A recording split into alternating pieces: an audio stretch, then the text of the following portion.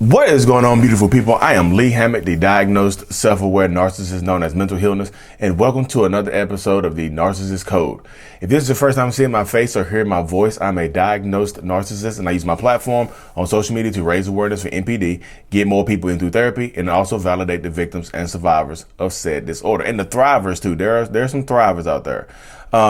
Today's episode is going to be about after a relationship with a narcissist, the peace and boring, how sometimes finding love after a relationship with a narcissist or a toxic person can seem boring. It's just like you miss the thrill of the love bombing phase.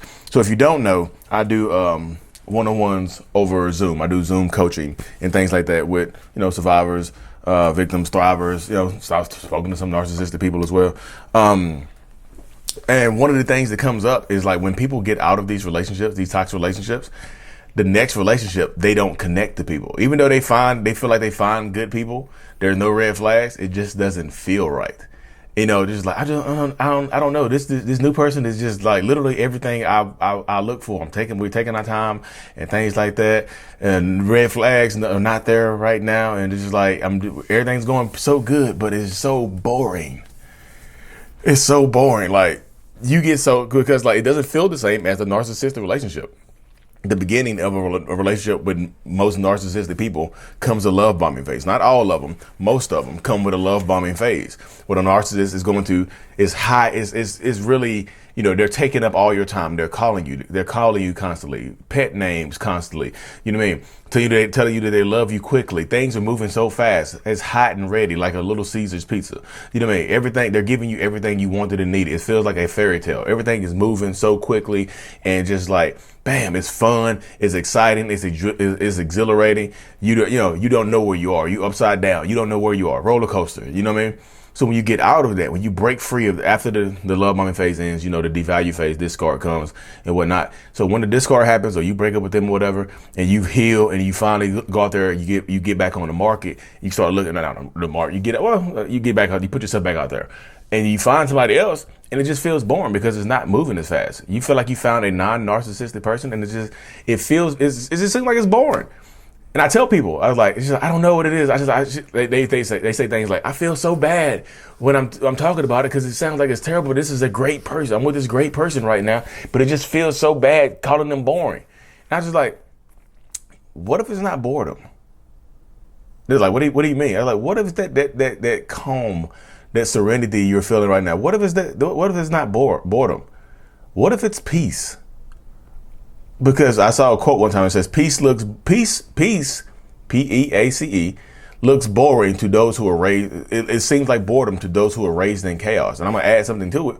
Peace seems boring to somebody who has been in a chaotic relationship. It's just like somebody who has been love bombed by a narcissist. Peace looks boring to someone who gets out of a relationship with a narcissistic person. Not everybody's going to be the same. I know some of y'all just go like, I'll take the calm all day, every day. But some people, it's hard for them to get back out there because to them, it just seems boring. It seems like a boring relationship, but it's not. It's just taking its time. It's pretty much for lack of a better word, it's a normal relationship because y'all are taking your time to hit relationship mile markers. Y'all are not rushing through to get to the finish line. You're not moving at an astonishingly fast rate or anything like that. Y'all taking your time. You're doing things like that. You're getting to know each other. You're not saying I love you very quickly. It's peace.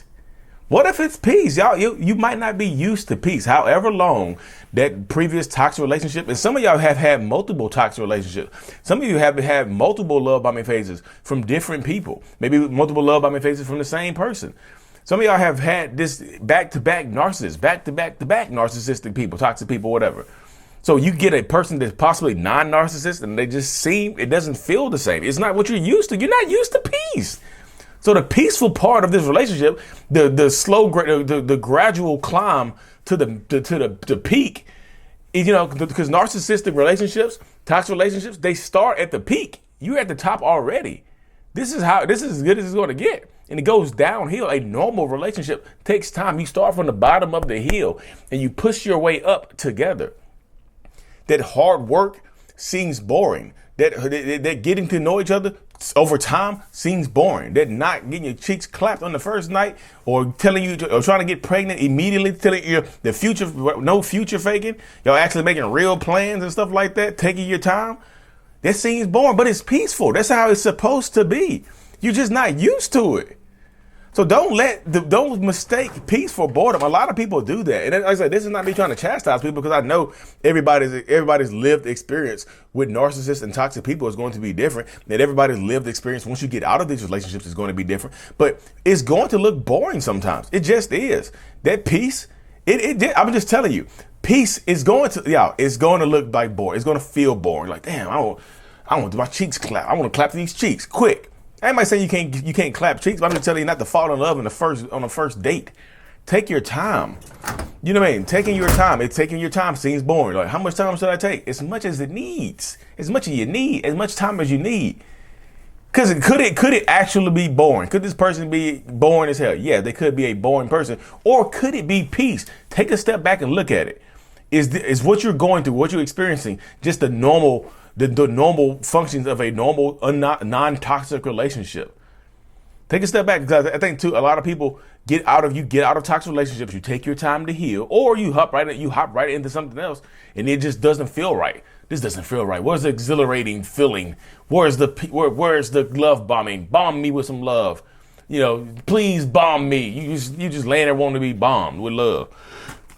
Does it take your time, heal, and understand sometimes, like, if you grew up in if you had a chaotic life growing up, if you grew up in a chaotic household with a toxic, possibly narcissistic parent or whatever, and then you grew up and you married a toxic boyfriend or girlfriend, a husband, wife, whatnot, you married somebody like that, and now you get out of it, you're not used to this. Doesn't feel right. That peace don't feel right to you. It feels weird. Peace feels icky. No. Peace feels like you got the ick. That's what I tell people. I was like, you have to get to the point where you're okay. Take your time. We're taking your time. We're getting to know people. It's different. It's different. It's nervous. You're nervous because sometimes you don't trust yourself. Because it's like, after you get into a toxic relationship, it's understandable that you possibly don't trust yourself after you get out of a toxic relationship. You know what I mean? Because, like, you picked this person pretended to be somebody else. You got them. You're like, well, I trusted myself with them, and I got flipped upside down and slammed on my head. You know what I mean? That type of stuff right there. So now, where you are in life right now, that's why I said you have to take your time. Take your time. You have to. It's a healing journey. It's a process. I promise you. It's a healing journey. It's a process. Like I said, it's going to feel like boredom sometimes. You might not just, like, let's tell you, the first date might not be in Paris. You know, you might not fall in love online before you meet.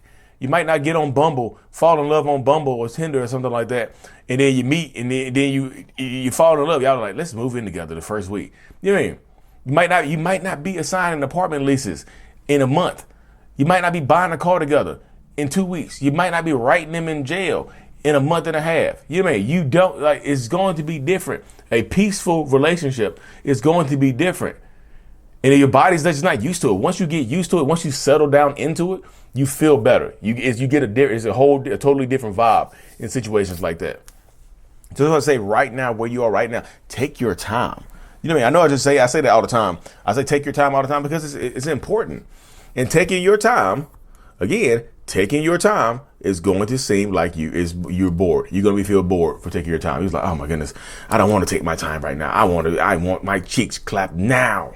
Tell me you love me right now. I want to clap those cheeks right now. Tell me you love me. Let's move in together. You're used to it. Like I'm telling you, you got to break the cycle. You absolutely have to break the cycle, because if you don't, you already know what you're in for.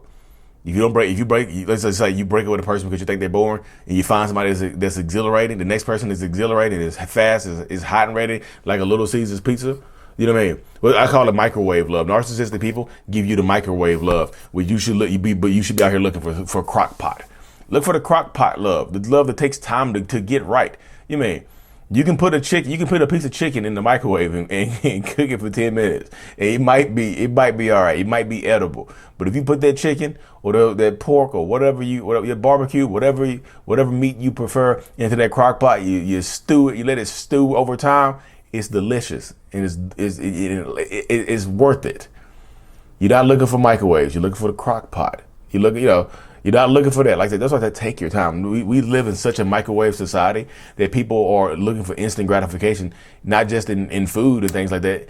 You're looking for instant gratification in relationships. You want the instant gratification right now. Right now. Give it to me now. Now. Give it to me right now. Right now. You want it right now. Like I said, Little Caesars pizzas can be delicious when you're starving, But sometimes you just make your own pizza at home. Might take you a little longer, but you appreciate it. You appreciate it more. You know what I mean? So it might not be boredom. It might just be peace. So y'all, like I said, live. I'm gonna cut this thing short, y'all. Live in-person meet and greet. Live in-person meet and greet. October 15th, Austin, Texas. We're gonna do a live in-person meet and greet. One-on-ones in person. We're gonna be doing a live Q&A, 2-3 hour live Q&A. Where it's gonna be a panel discussion, survivors, victims, set for it's gonna be amazing. More details to come. Like and subscribe for more. If you listen to this on Apple Music, Spotify, wherever you listen to this, like and subscribe. Hit that 5 stars for me. Give me a good rating. I truly appreciate every single one of y'all. Thank you. Mental Illness is out. Peace.